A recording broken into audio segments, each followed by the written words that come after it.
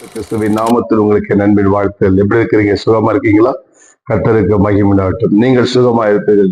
கர்த்தருடைய நாமத்தினாலே நம்முடைய சால்வேஷன் ஃபுல் காஸ்பல் ஏஜி சபையில ஒவ்வொரு நாளும் உங்களுக்காக விசேஷமா நாங்கள் ஜெபிக்கிறது. ஆகவே நீங்கள் சுகமா இருப்பீங்க.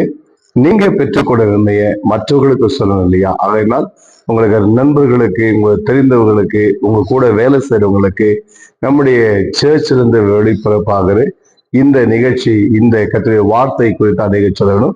இதை சப்ஸ்கிரைப் பண்ணாதவங்க சப்ஸ்கிரைப் பண்ணிக்கொள்ளுங்க, ஷேர் பண்ணுங்க, லைக் பண்ணுங்க, கமெண்ட் பண்ணுங்க.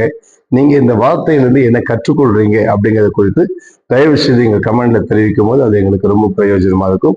ஆகவே கமெண்ட் பண்ணும்போது உங்களுடைய மொபைல் நம்பர் தயவு செய்து அதில் எழுதுங்க, நாங்கள் உங்களுக்கு வாட்ஸ்அப் பண்ணுவோம். ஸோ ஆண்டுக்கு நன்றி. பாருங்க, 10 மாதங்களிலே 10 மாதங்கள் கடந்து விட்டு இன்னைக்கு நவம்பர் 1ஆம் தேதி இல்லைங்களா? நம்முடைய கன்னட ராஜோத்சவா என்று சொல்லி கர்நாடக மாதத்தில் விசேஷமாய் ஏதோ ஒரு செலிப்ரேட் பண்ணுவாங்க. ஆண்டவருக்கு நன்றி. சோ இந்த நாள்ல ஆண்டவர் உங்களுக்கு என்ன ஒரு வார்த்தை கொடுக்கிறார், அதை குறித்து வேதம் என்ன சொல்லுது, அதை மாத்திரம் பார்த்து நான் உங்களுக்கு ஜெபிக்க விரும்புகிறேன். பாருங்கள், சங்கீதம் 25ஆம் அதிகாரத்துல 15வது வசனத்துல தாவீது அழகாய் ஒரு வார்த்தையை பகிர்ந்து கொள்கிறார். என்ன சொல்றாருனாக்கா, என் கண்கள் எப்போதும் கர்த்தரை நோக்கி கொண்டிருக்குது, அவரே என் கால்களை வலைக்கு நீங்களாக்கி விடுவார். என் கண்கள் எப்போதும் கர்த்தரை நோக்கி கொண்டிருக்கிறது, அவரே என் கால்களை வலைக்கு நீங்களாக்கி விடுவார். கருமையான கர்த்தருடைய பிள்ளைகளை பாருங்கள், சங்கீதக்காரன் தாவீது சொல்ற இந்த வார்த்தை பார்த்தீங்களா?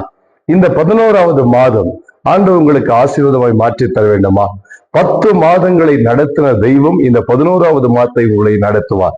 உங்க வேலையில, உங்க குடும்பத்துல, உங்க பிள்ளைகளோடு, உங்க மனைவியோடு, உங்க கணவனோடு, உங்கள் ஒவ்வொரு காரியங்களோடு கூட கர்த்தர் உங்களோடு இருக்க வேண்டுமானால் உங்கள் கண்கள் அவரை நோக்கி இருக்க வேண்டும். கர்த்தரை நோக்கி பார்க்கிற எந்த முகங்களும் வெட்கப்பட்டதாய் சரித்திரமே கிடையாதுங்க. அவள் முகங்கள் பிரகாசித்தது என்று சொல்லி வேதப்பார். அதனால் எல்லா தீமைக்கும் தீங்குக்கும் நம்முடைய கால்களை விலைக்கு பாதுகாப்பார் என்று சொல்லி வேதம் சொல்லு.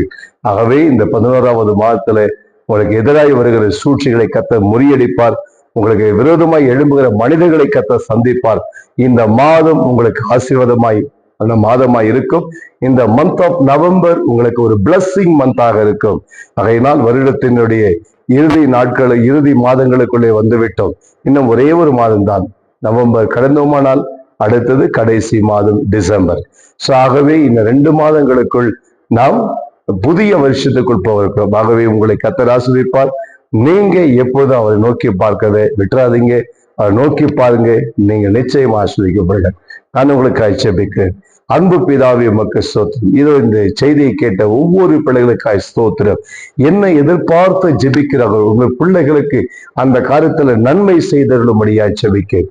ஆசீர்வதியும், சுகத்தை தாரும், வேலை தாரும், பாதுகாத்துக்களும், வேலையில உயர்வை தாரும், எதிர்பார்க்கிற நன்மைகளை தந்து ஆசீர்வதிக்க வேண்டுமாய் ஜெபிக்கிறோம். இயேசுவின் நாமத்தில் ஜெபிக்கிறோம் பிதாவே. ஆமென், ஆமென். நீங்க பெற்றுக்கொண்ட நன்மையை வாட்ஸ்அப் நம்பர் கீழே கொடுக்கப்படுகிறது. 9800137732. அந்த நம்பருக்கு எழுதுங்க. நிச்சயமாக கர்த்தர் ஆசீர்வதிப்பார். God bless you. ஆமென்.